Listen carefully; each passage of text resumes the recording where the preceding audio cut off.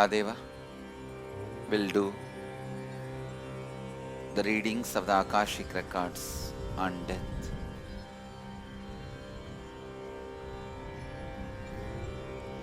Namah Shivaya, Namah Shivaya, Namah Shivaya.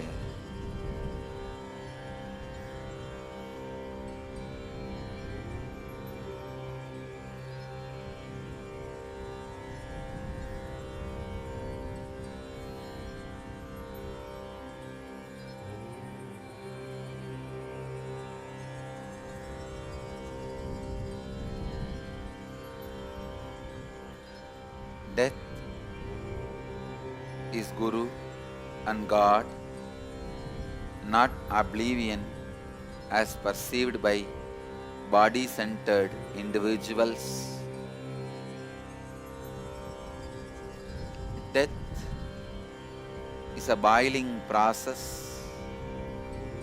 Whenever your engrams, desires, fear, greed, everything is boiled in the high energy, there is a possibility your desires can become reality, your fears can be conquered, you can be free from both desire and fear if you are ready, courageous enough to face the process with consciousness. Understand? During the death, your desires come in front of you just to make you understand the disillusionment which can be caused by their presence.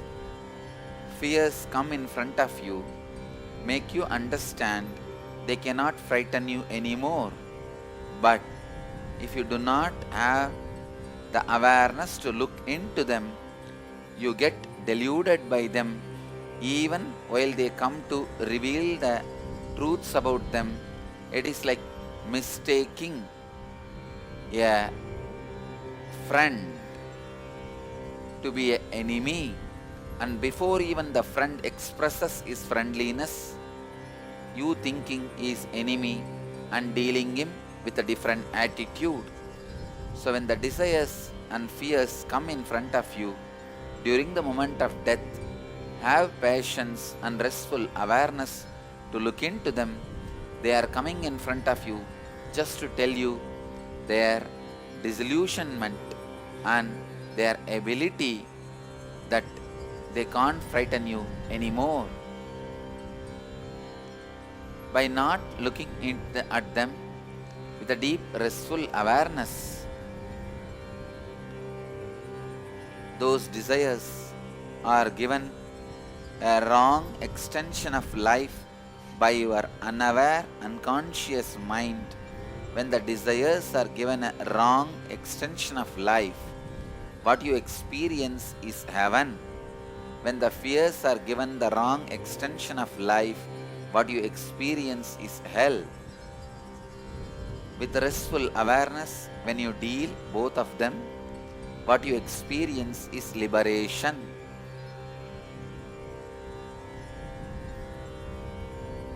Death can be a great Guru to liberate you, and God to give you the ultimate. Having restful awareness in every moments of your life during the great attacks of fear and greed while you are in the body is the best way to prepare for the death and ability to handle your fears and greeds which you may encounter while you leave the body. Moment of the leaving the body is of great importance. That moment will decide the way you are going to continue your further journey.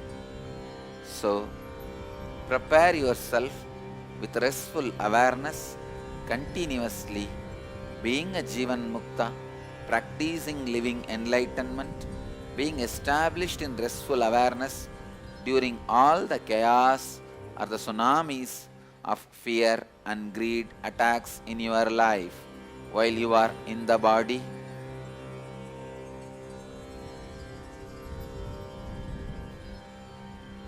In unconscious way, without having awareness, perception on death before dying or during dying can bring tremendous suffering and can bring a big damage to the conscious evolution process, which is termed as nivritti in the Upanishadic records. So understand, moving consciously into the death process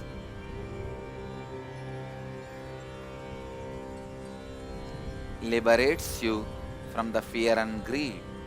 Every moment in your life, when you go through the fear or greed, the small dimension of death is perceived and experienced by your restless consciousness. Bring restful awareness, you will have complete depth in handling the fear and greed with restful awareness, so it can liberate you.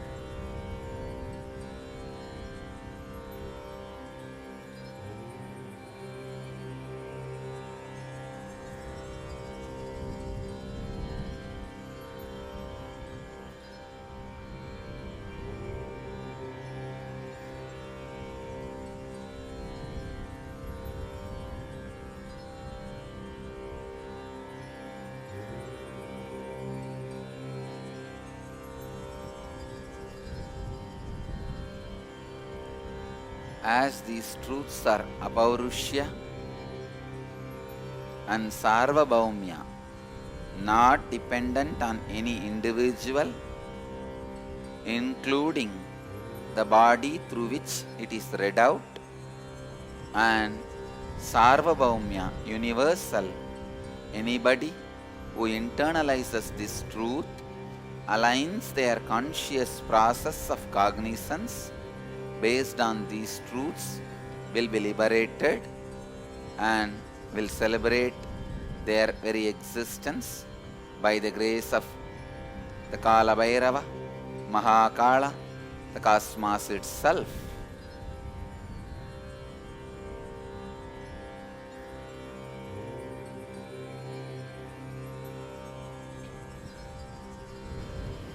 The first question today is from Manitya Priyatmananda, who's asking, Dear Kala Bhairava, what are the steps of the death meditation that we need to do every night? Kindly explain. Every fear you accumulate, every fear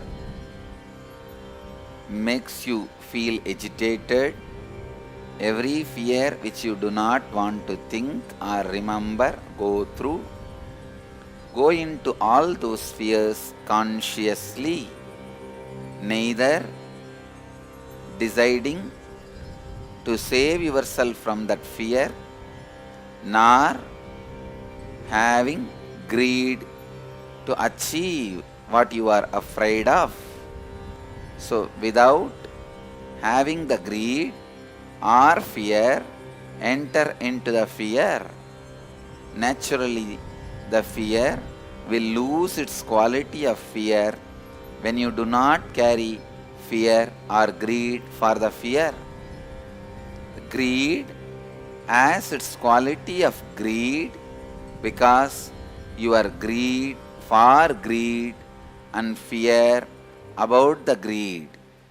Same way, the fear has the quality of fear because you are fear for the fear and indirect greed towards the fear.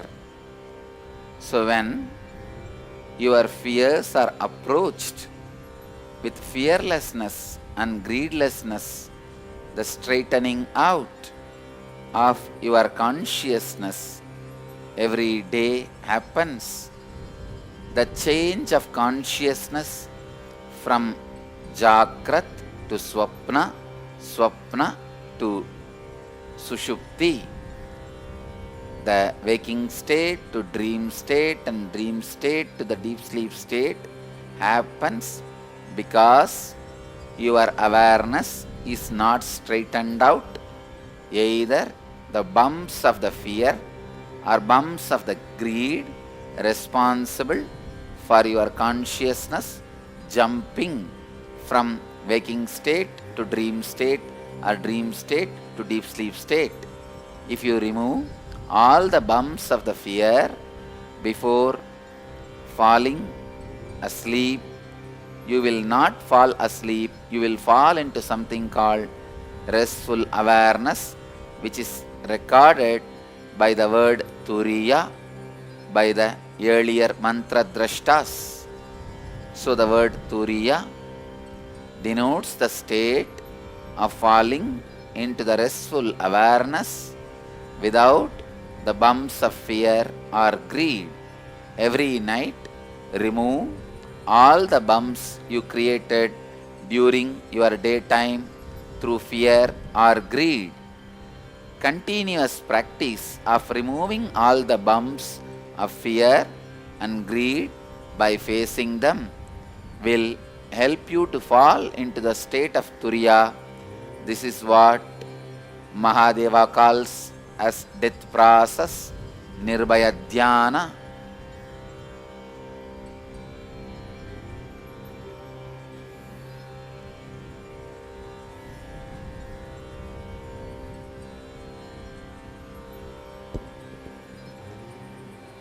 The next question is from Sri Nitya Atma Manishananda, who's asking, Lord Mahadeva, my pranams.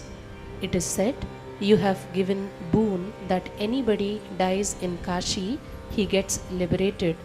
For this reason, many people live in Kashi and wait for death to happen. What is the truth? Just physical living in Kashi is enough, or something more was instructed by you to do in addition to physical living? As Mahadeva, it is my own words. People who live and leave their body in Varanasi get liberated. Along with living and leaving, there was some spiritual preparations prescribed, like doing ajapa and constantly being aware of the third eye Ajna Chakra. The whole air and the atmosphere was filled with these divine instructions and the spiritual practices and maintained by myself as Kala Bhairava.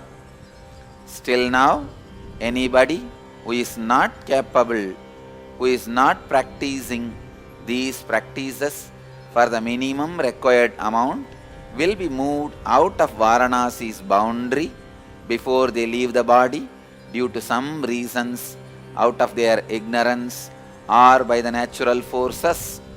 So, anybody who lives and leaves their prana in the Varanasi boundary naturally, directly is liberated and achieves enlightenment.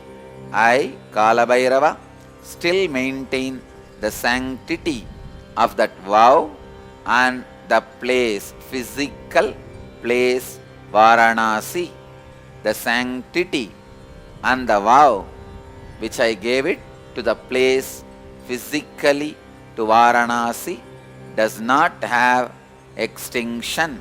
It does not have expiry date.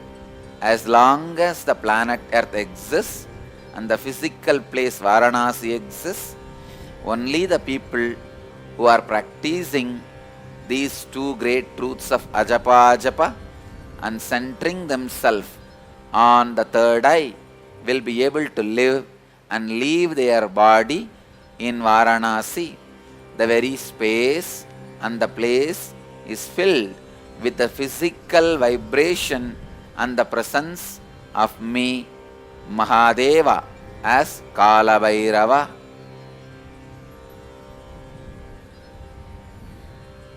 The place, physical place of Varanasi is equivalent to the eternal incarnation body, Nitya Avatara Sharira. How? In the incarnation's body, eternally I, Mahadeva, reside. Same way, the place, physical place of Varanasi becomes the center of me, Mahadeva's residence eternally. As Mahadeva, me, reside in that very space, physically being centered, anybody who even makes the sankalpa of living and leaving their body in Varanasi are inspired, initiated to live centered on ajapa and being centered on the third eye, Agnya Chakra. Anybody who refuses, resists, is naturally moved out of that physical place before they leave the body, before their death.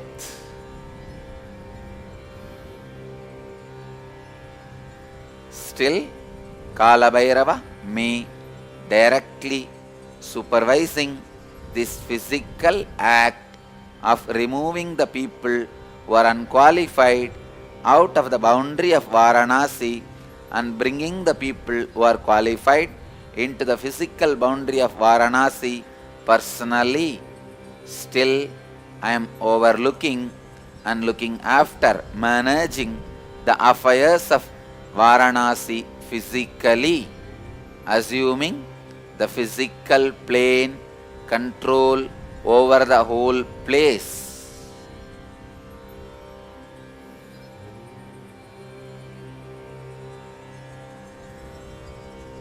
Anybody comes there with a simple open eyes will see my physical administration in Varanasi.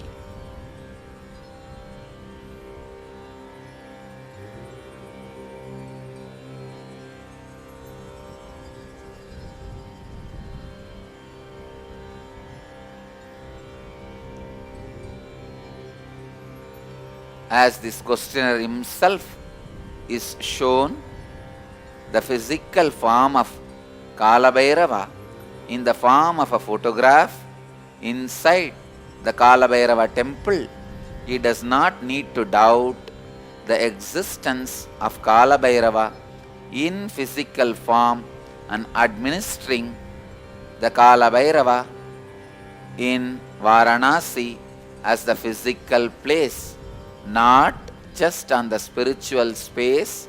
In the physical place of Varanasi, Kalabhairava, me, is running the administration, who should be residing inside the physical boundary and who should be asked, made to vacate the physical boundary of Varanasi before they leave the body.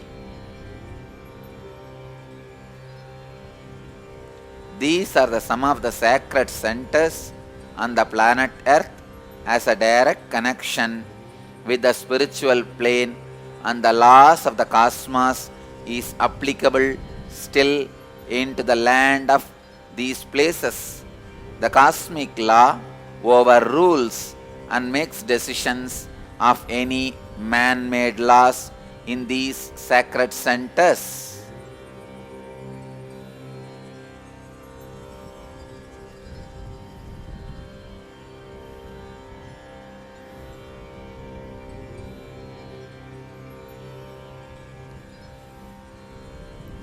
How the incarnation's bodies can never be brought under the man-made laws. Those bodies can neither be punished nor be treated under the man-made laws, neither be controlled nor be rewarded under the man-made laws. The bodies of the incarnations function based on the cosmic law, can never be rewarded or disrespected, can never be treated or abused by the man-made laws. It stands above the man-made laws and continues to radiate its grace beyond any man-made laws and regulations. Same way, Varanasi stands beyond the man-made laws. It still functions based on the cosmic law, as Kala Bhairava himself is ruling and organizing and running the whole administration even now physically.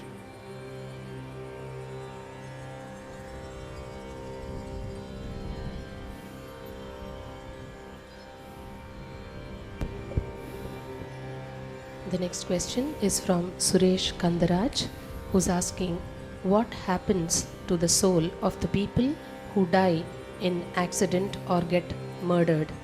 Is it similar to suicide? In accidents, if the person is directly involved, saying yes to his own death, it will be treated as a suicide. Or if he is not directly involved, saying yes to that death, it is only the situation and things which are beyond his control are saying yes to his death, it will be considered as murder. During the suicide, the remaining part of the time he has to live without body will be with a deep guilt and pain. But if it is murder, he will neither carry the pain nor the guilt. He will be just given a space to rest without any suffering or the torture. He will be just waiting, only with the waiting mode, without any guilt or suffering. But if it is suicide, he will be waiting along with the deep guilt and pain and suffering. Usually, the ghost which disturbs the human beings, rishis, gandharvas, kinnara kimburudas, are the souls which has committed suicide, not murdered.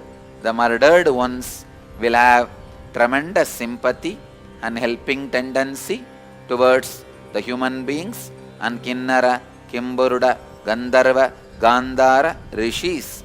So, the murdered ones can be of a friendly use for human beings, but the suicide ones, as they themselves will not be in restful awareness, will not be able to help, and anybody who connects with the suicided ones who have committed suicide will be in danger.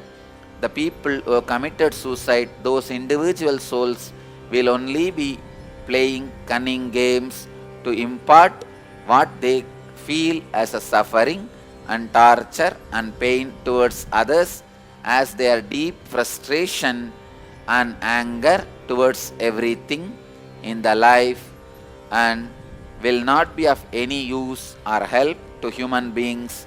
So Mahadeva, Kala Bhairava, instructs all the mediums who are relating with the departed ones not to contact, relate, try to take any help with the souls which have committed suicide.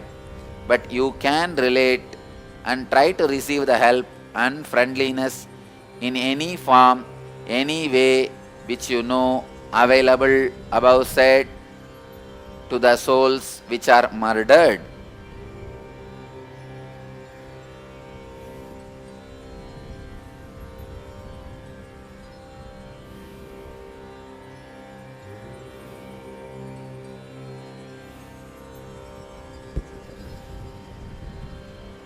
The next question is from Dr. Sundareshan from Sri Lanka, who's asking, Dear Kalabhairava, Namah Shivaya, when does the death happen? Is it when the heart stops, or when the respiration stops, or when the brain death occurs as per our medical guidelines? How can a doctor help the soul which is leaving the body?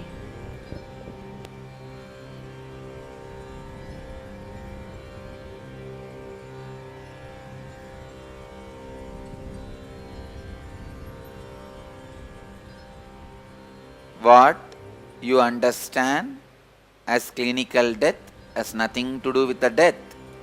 When death happens, all these symptoms which you asked happens. Heart stops, brain stops, and all the other symptoms which you claim during the clinical death happens. Please understand, if all these things are happening one by one, when all of them happen, when the last symptom happens, that should be the moment of death as per the normal human understanding. Among these happenings of respiration stopping, heart stopping, brain stopping, which one happens last? That should be the moment of death. Even if one is still happening, then the death should not be declared. Still, the person should be considered as alive. But even after all these three happens, only if the reflection discontinues to get reflected on Anandagandha, the complete death happens. The possibility of returning to that same body becomes impossible. It gets stopped. Till that happens, the possibility of returning to the same reflection on the same body still exists. So, what you call as clinical death should be happening of all the three. Which one happens last? That moment should be considered as clinical death. Even if one of them are still functioning, the person should not be declared as dead. Even all the three happening is not complete possibility that the soul's reflection will not be happening on the body again. It is only the humanly impossible to make the soul again reflect on the same body. So human beings can declare that as death. Cosmically, only when the reflection of the Anandagandha stops happening on the individual body, he will be declared as dead, which will happen only after these three physical symptoms happen. Unless the three physical symptom happens, the fourth one of the stoppage of the reflection of the Anandagandha will not happen. Sometimes, even after these three, the heart stopping, respiration stopping, brain stopping, Anandagandha can continue to reflect on the body for days or sometime months, sometime ages, as in the case of Jiva Samadhi Siddhas, the Siddhas who are living in the body but stopped all the movements and the actions of the body voluntarily.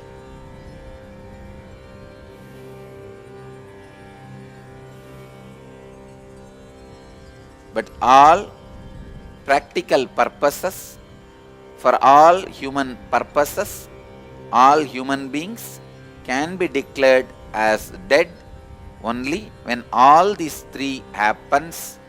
Even if one is yet to happen, you should be waiting and should not declare the person as dead.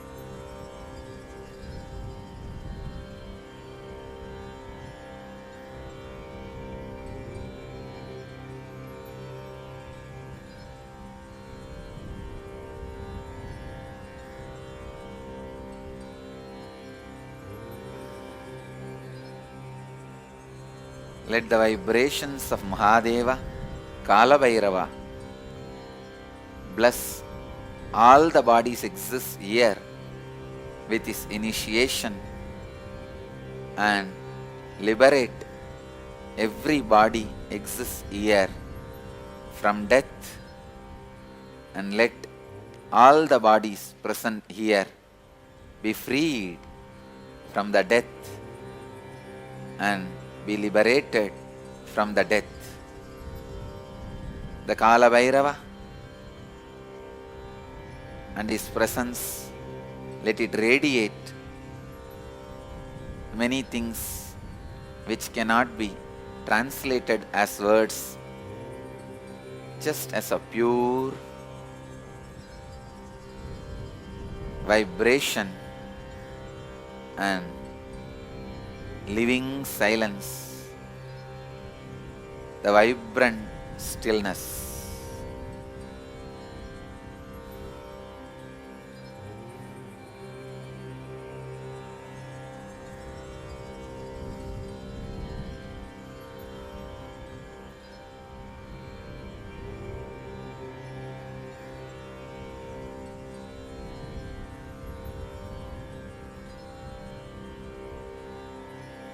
All the bodies seen by this body be blessed to imbibe the vibration radiated from this body and through this body, which can't be converted into the understandable words by you all, be radiated and enter as initiation into every one of the bodies present.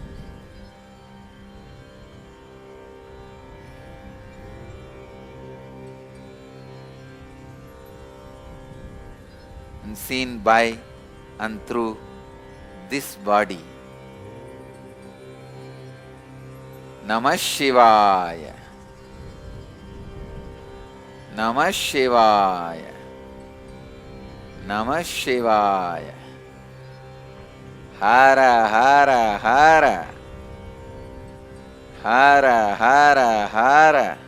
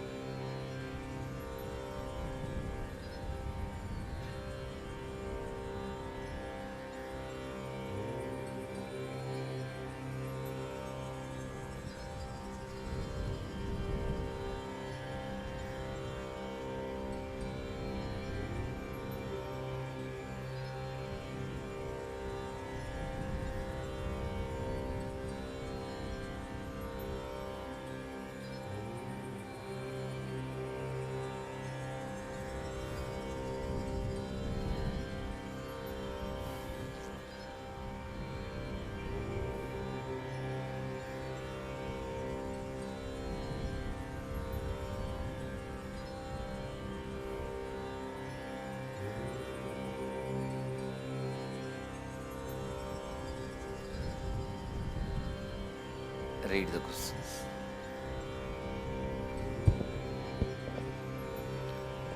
The next question is from Magali Laurent, who's asking, Beloved Swamiji, is doing the ritual for the departed being done after death important? It is important, as the living ones will be tormented by the unconscious memory, and the living ones will project their life's understanding and fear and greed on the departed ones. For the healing of the living ones, the rituals for the death is important.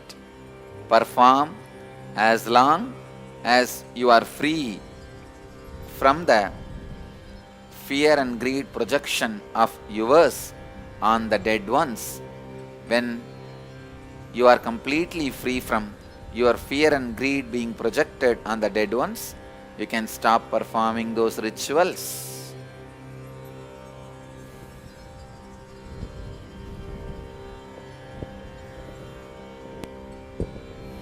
The next question is from Vishnu from Chennai, who's asking, what are all the practices and chants to be done to a person who is terminally ill to help him have a conscious death?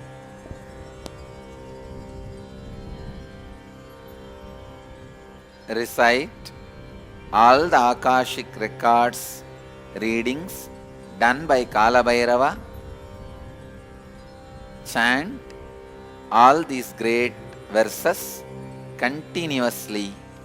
That itself will make the individual choose the conscious death. So, Akashic readings by Kala Bhairava using this body of Nithyananda is enough to make the individual decide to have conscious death.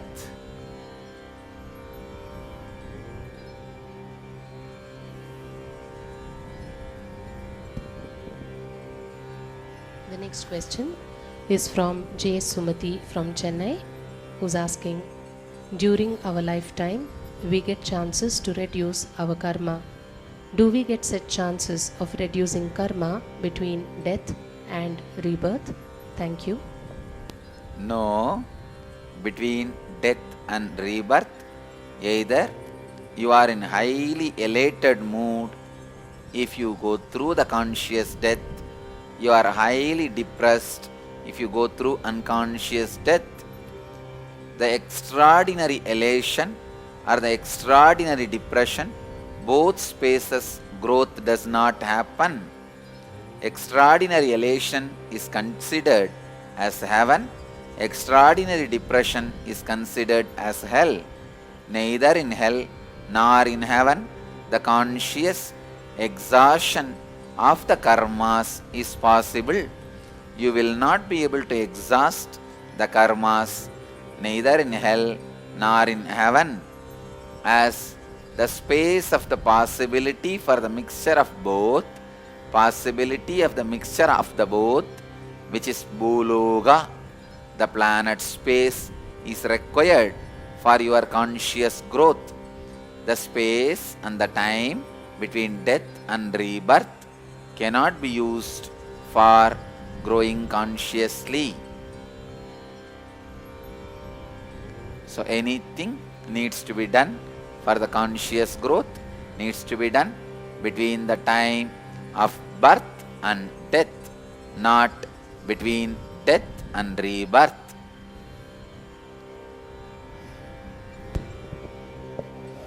The next question is from an ashramite who's asking, Dear Kala Bhairava, scientists and researchers say near-death experience is a change in the brain chemistry and brain function and not a trip to heaven. Is near-death experience really a change in the brain chemistry?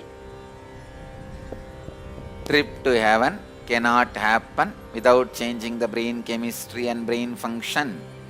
Change of brain chemistry and brain function can happen only if the trip to heaven happens. The heaven is physical reality only as much as the world's physical reality. In ultimate sense, neither the world is physical reality nor the heaven is physical reality. Both are nothing but chemical change in brain and change in the brain function. In other way, if you consider the physical reality as reality, with that comparative existence, with that comparison, you can call going to the heaven, trip to heaven is also a reality. So trip to heaven, trip to planet Earth, both are either chemical change in your brain or trip to both the places. So if this is reality, that is also a reality. If this is illusion from the ultimate source, that is also an illusion. So trip to the heaven and change in the brain function, both are one and the same. Without one, the other does not happen. So do not underestimate the change in the brain function, chemistry in the brain function as ordinarily.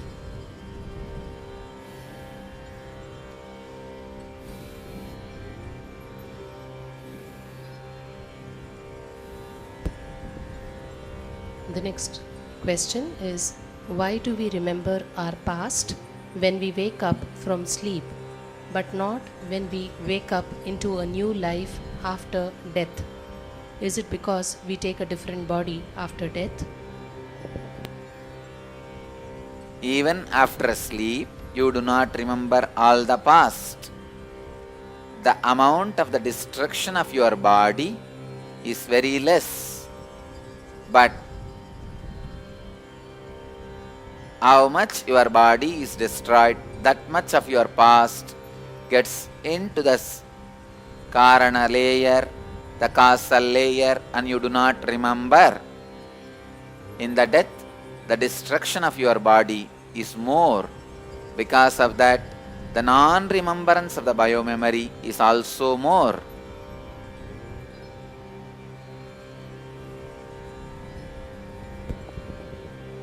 The next question is it possible to regain the memory of our past lives? Does one need to have a special body and nervous system to withstand such an experience?